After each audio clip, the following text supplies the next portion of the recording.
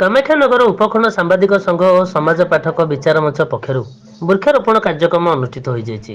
ढेंकानाल जिला कामाख्यानगर ब्लॉक कामाख्यानगर उपखंड सांबादिक संघ और समाज पाठक विचार मंच पक्षर शालाबणर कवि सांबादिक गौरव गिरीश चंद्र नंदक चतुर्थ श्राद्धवार्षिक दिवस अवसर में सन्निकट जेड़ामाली स्थित रघुनाथ जीव उच्च विद्यालय परिसर में वृक्षारोपण कार्यक्रम अनुष्ठित हो उपखंड सांबादिक संघर सभापति शुभमय नंदक आभागत अनुष्ठित वृक्षारोपण में तहसिलदार प्रियव्रत दास पाठक विचार मंचर सभापति ज्ञानरंजन मिश्र जंत्री अच्युतानंद मल्लिक प्रमुख डालिंब पिजुली आत बौल आदि वृक्षारोपण करते। Dhenkanal Maheshwar Sahu report Durga news 24 Odia. कौन कह जो वृक्षारोपण कार्यक्रम चलती से विषय कौन कह प्रथम कहबी एटा आमर कामाख्यानगर सांबादिक संघर एटा गोटे अभिनव प्रचेषा एटा आमर स्वर्गत गिरीश नंदन जी की पूर्वतन सांबादिक थे समाज जड़े विशिष्ट समाजसेवी एवं सांबादिकतार उत्कृष्टता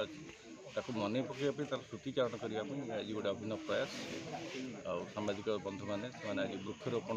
कार्यक्रम रखते जोटा कि आम जिडामाली हाईस्कल आज वृक्षारोपण हो कौन कह आज जो वृक्षारोपण कार्यक्रम हो से विषय कौन कहे आज जेहेतु कामाख्यानगर गौरव स्वर्गत गिरीश नंदनकर चतुर्थ श्राद्धवार्षिक एवं जेहेतु से प्रकृति को भल पाउले गछ जंगल को भल पाउले तेणु तांकर पवित्र श्राद्ध दिवस रे स्मृति को उज्जीवित करने आज रघुनाथ जीव उच्च विद्यालय जुड्डामाली ठारे वृक्षारोपण कार्यक्रम करा से जेहेतु फल गछ को भल पाती तेणु ये 100 ऊर्ध्व फल गछ समाज पाठक विचार मंच तरफ उपखंड सामाजिक संघ तरफ ये आज चार रोपण करागला एवं आगामी वर्ष में आम ये अंचल को संपूर्ण रूपे सबुजिया भरा करने एवं स्वर्गत नंदनकर स्मृति को अधिक उज्जीत करने आम अधिक अधिक गछ बंटन कार्यक्रम आगू जारी रखिए।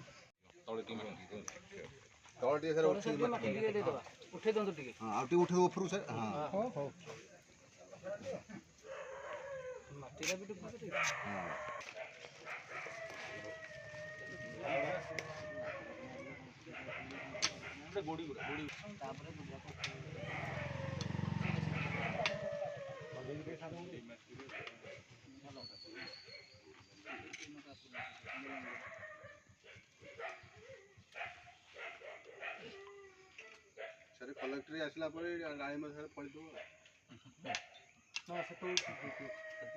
आशीर्वाद आम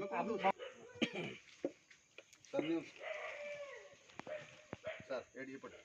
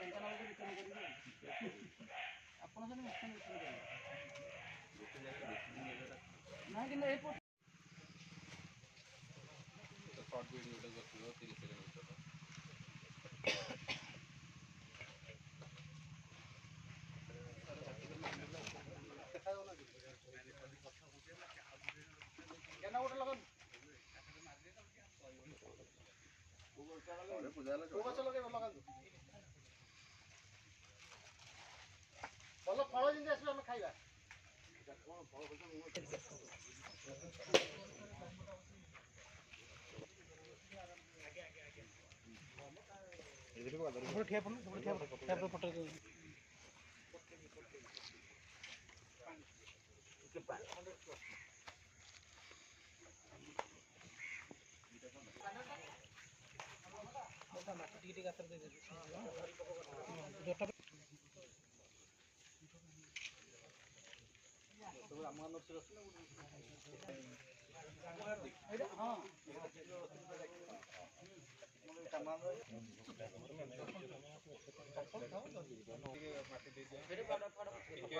ଥାଉ ତା ଫଟୋଟା ଖାଲି